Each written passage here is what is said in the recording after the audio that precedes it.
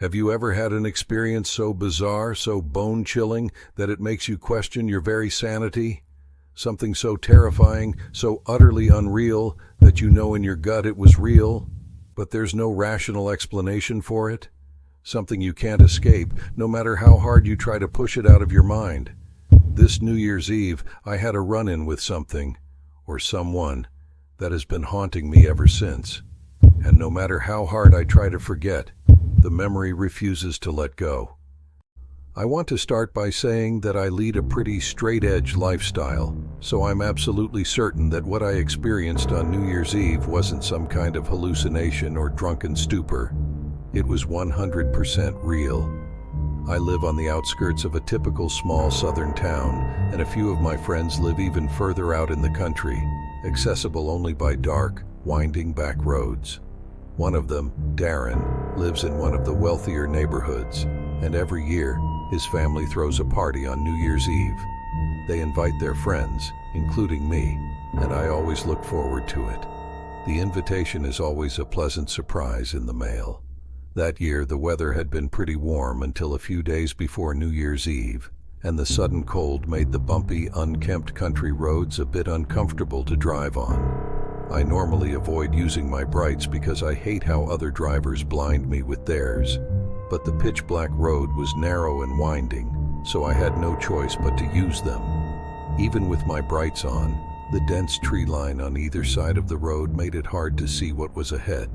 There aren't any houses between the turnoff to the road and Darren's neighborhood, except for a lonely, seemingly abandoned shack.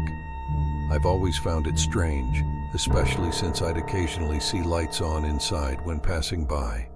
About 5 minutes into the drive, I hit a straight stretch of road. My brights illuminated something strange ahead in the trees, something white against the darkness.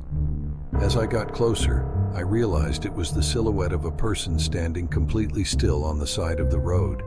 It was a woman, dressed in a white gown or dress, which seemed totally out of place given how cold it was.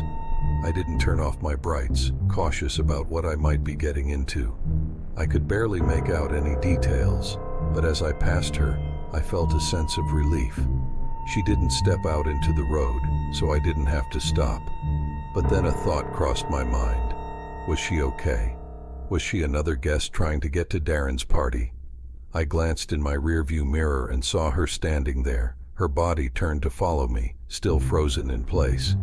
The red glow from my brake lights made her even more unnerving. That moment definitely felt off.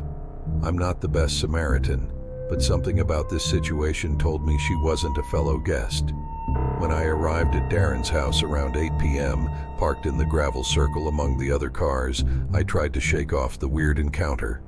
The party went on until we watched the ball drop in New York and our own time zone clock strike midnight. Afterward, people started to trickle out. I stayed behind to help Darren's family clean up. By the time I was ready to leave, my car was the only one still parked out front. As I got in and started the engine, a low tire pressure light came on. My car's old, so it didn't tell me which tire was low, but this kind of thing happens every year when the weather suddenly turns cold. I figured I could make it home without any issues, but before I left, my mind wandered back to the woman I saw earlier. Was she still out there? Had anyone else seen her? There was another route I could take to avoid that dark road, but it would add 20 minutes to the drive, and I really didn't want to take that risk so late at night with the potential for drunk drivers on the road. I decided to take the same route I'd come in on. Big mistake. Barely a few minutes out, I started to hear the unmistakable sound of metal scraping against the road. My car came to a sudden stop, and I muttered a curse under my breath. I thought maybe one of my tires had blown out. I had no choice but to get out and check.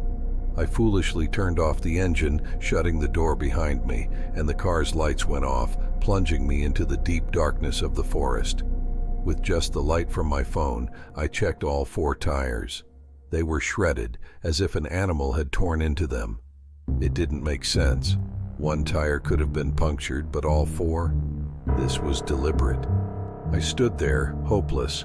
There was no phone service out here, so I couldn't call anyone. Then, suddenly, everything went eerily quiet. The wind stopped, the branches stopped swaying, and even the animals fell silent. My heart raced.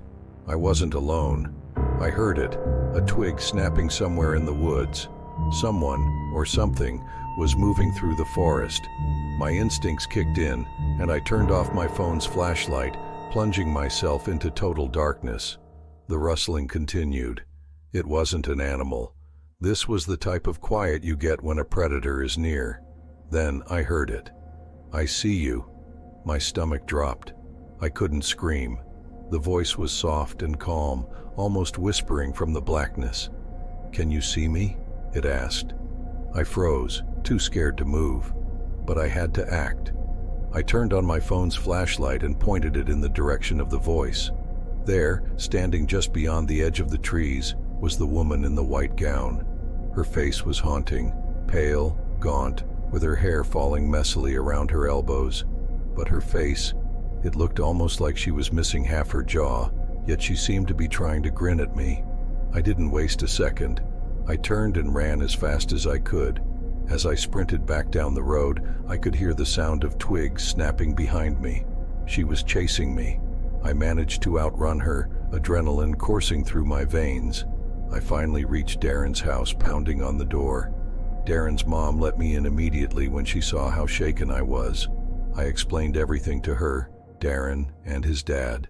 They were sympathetic, offering to let me stay the night and calling the police and a towing service. The police searched the area that night, but the woman was never found. The next day, they told me they had found a large, rusty knife near where I'd parked my car. It seemed like the woman had been the one who slashed my tires. She had followed me to the party and had targeted me specifically. When I gave my statement to the police, I mentioned the shack on the road, and they went to check it out. They found no one living there, but they did discover dead, gutted wildlife in the surrounding woods. That woman was never found. But I'll never forget the creepy voice, the way she tracked me, and the disturbing fact that she was able to speak clearly despite her disfigured face. I'll be going to Darren's house for New Year's Eve this year, but next time I'm carpooling and taking the long way around. Before you dismiss it as just another creepy tale, listen closely. Because what I saw out there in the woods is something I wouldn't wish on anyone. Keep reading to find out how this nightmare unfolded, and share your own spine-chilling experiences if you dare. What would you have done if you were in my shoes?